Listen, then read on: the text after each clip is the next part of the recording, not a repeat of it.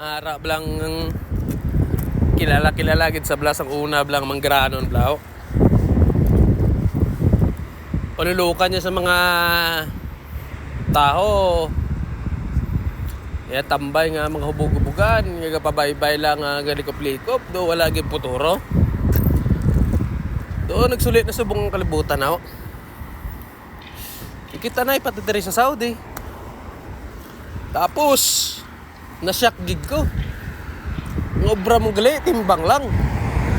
Hindi man sila niya ginapakanubong mga timbang. Galing kayo sa una, doon taamo mga mukwarta.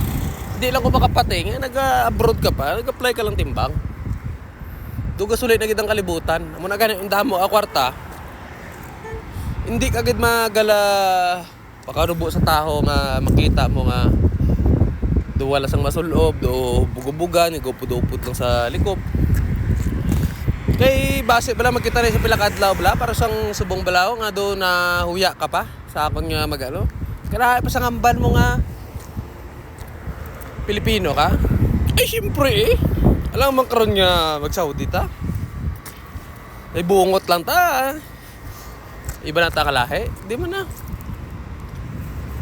Eh ang balanta kilala tagig ka.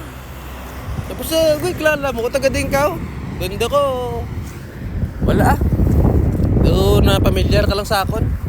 Eh do na huya ka pa oh.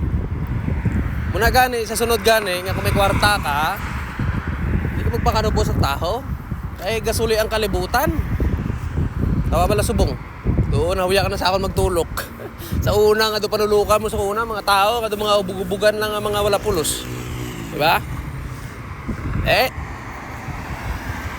Ano nga manggaranon sang una nga sa kilala. Kaya balan ay bata na ni ano, taga Turel to blang mo na bala, mo to. Di mo kupud-upod sila sa ila. Ay di mo tagit na kita nay pata sa Saudi. Nagsuli ang kalibutan. Shout out sa imo. Nangiinon ka sang una ha.